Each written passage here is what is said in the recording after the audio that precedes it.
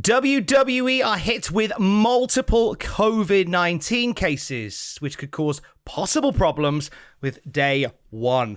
Plus, Hangman Page's next AEW title defense has been confirmed, and we've got major AEW Christmas Day Rampage spoilers, but we'll do it at the very end if you don't want it spoilt. It's all in the wrestling news right now. So we've talked this week on the wrestling news about how WWE and AEW are getting prepared contingency plans in the event that the Omicron variant of COVID spreads and it causes shutdowns like we're seeing in Quebec. So we talked about the possible return for Daily's Place for AEW, the Thunderdome being put back up, and there are more contingency plans that WWE have to deal with in the short term. PWInsider.com. This comes from. They've learned from multiple sources coming out of this past weekend's loop of live events and TV tapings that a number of talent and a number of WWE staff were feeling run down and have since tested positive for COVID-19. Others are sick and waiting test results. Now, Friday's edition of SmackDown is fine. It's in the can. It's sorted. However, this could have a ripple effect with the holiday loop, which they haven't done since 2019 because of, the COVID thing. And this is going to lead to possibly some issues with the lineup for those holiday shows and possibly have a knock-on effect with WWE Day 1, which is planned for January the 1st. PW Insider says the company currently plans to run all of its US shows next week using alternate lineups and even filling in with NXT talent if necessary. And the hope is, even if talent can't work the holiday tour, they should be cleared to work by day one. But they are preparing in the event that they can't. I feel like we've gone back to March 2020, Ross. We'll be getting someone like Heath Slater in the world title match. It'll be fantastic. Oh, Jim, what a dream. Bring him over just because. Of course, I'm playing silly buggers here. Just put everyone's health first and foremost. That's, I guess, the only thing we ask, the only thing the talent asks. Just put everyone's health first and then let the show fall into place as it has to. And we'll understand. We're a very understanding bunch as wrestling fans, aren't we, Tom? Absolutely, yeah. So we'll keep an eye on everything there. Obviously, we know that there's a lockdown in Quebec at the moment, and there's no plans for any shutdowns, certainly in the UK, and nothing in the US this side of Christmas. But of course, I think even if it is as scientists are reporting, even though it's a wider spread but a more mild strain, I guess you've kind of got to be prepared. It's the rate that it's infecting people that's the issue, and it's just how quickly it's all going up everywhere in the world, ever. Yeah. Everywhere. But we'll keep you up to date with anything, of course, over the holiday season, as you say in America, Cultaholic.com. Over at the AEW side of things, we are going to be kicking off 2022 with a massive AEW Championship match, aren't we, Ross? We are, so to celebrate the transfer of AEW Dynamite over to TBS, which I've heard is quite a big deal there, Tom. We're going to be seeing Hangman Page defend his AEW World title against Bryan Danielson once again, and crucially, and I don't know why this isn't involved in at least every single big World Heavyweight title match like this one, Danielson has asked for judges at ringside for their match to declare a winner should they go for another 1 hour draw. Why is not that? It should just be a thing, shouldn't it, Tom? Well, they did. It was the Impact Grand Championship. They had judges at ringside when they had that bad boy going on. But I think you can have some fun with who the judges are. I like the idea of bringing in some random Hall of Fame names to do it. Kane, The Rock, and Steve Austin. I was just trying to think of people in Bryan Danielson's corner. So you have Kane, Eric Rowan, or Redbeard, and someone else. Oh yeah, who could he get in? Who could Bryan The Danielson? Miz.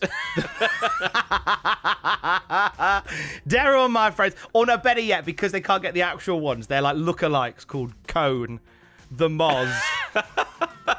And Eric Redbeard, because he's free. Hey, better still, he could have Brie Bella and then his 2 kids as the 3 judges. That would be stunning. Daddy wins, of course he does. Daddy always wins because he's the best one. And then they all major heel turn on AEW.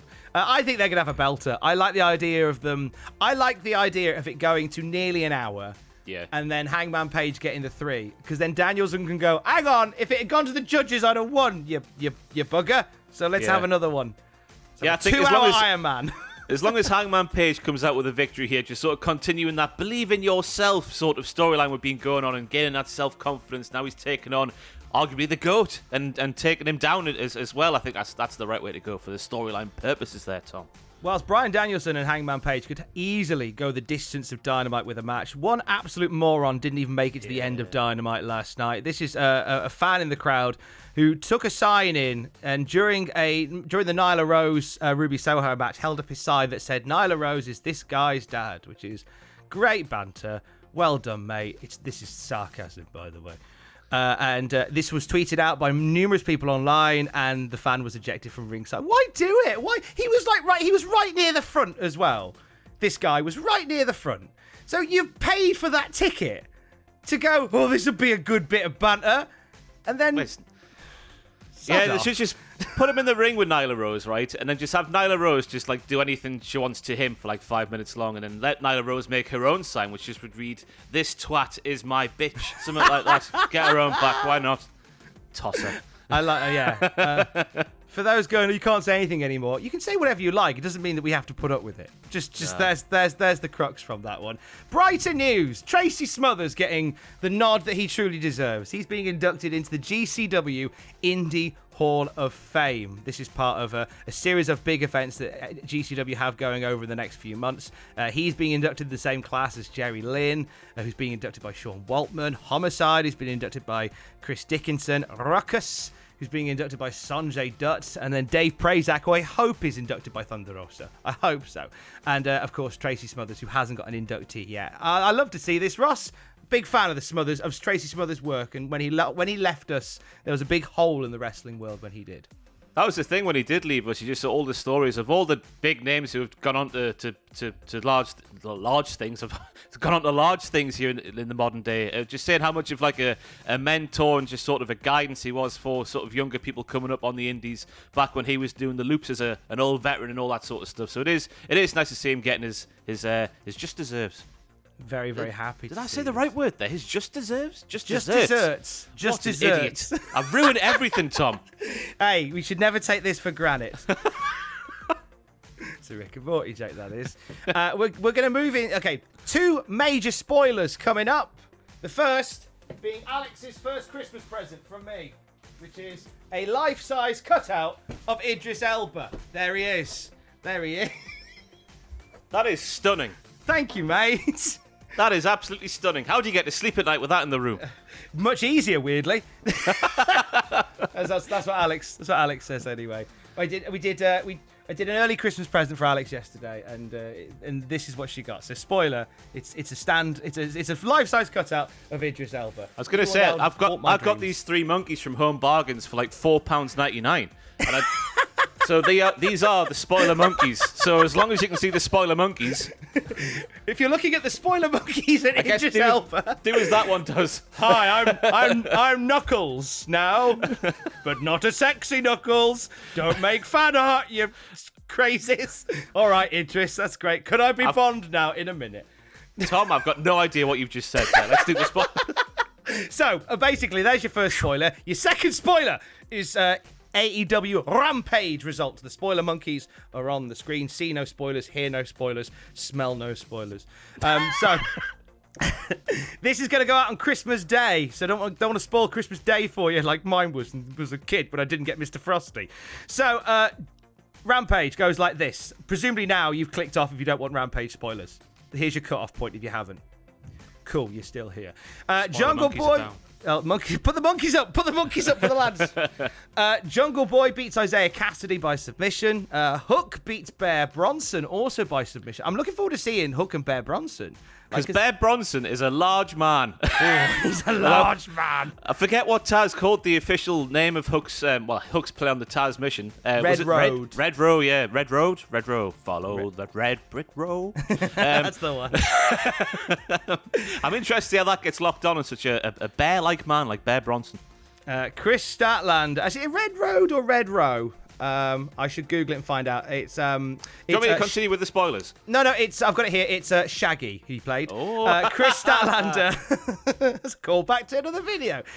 Chris Statlander beat Layla Hirsch. Another submission win. A lot of submissions in this one. But the main spoiler that we've got to touch upon is I've just read it for the first time.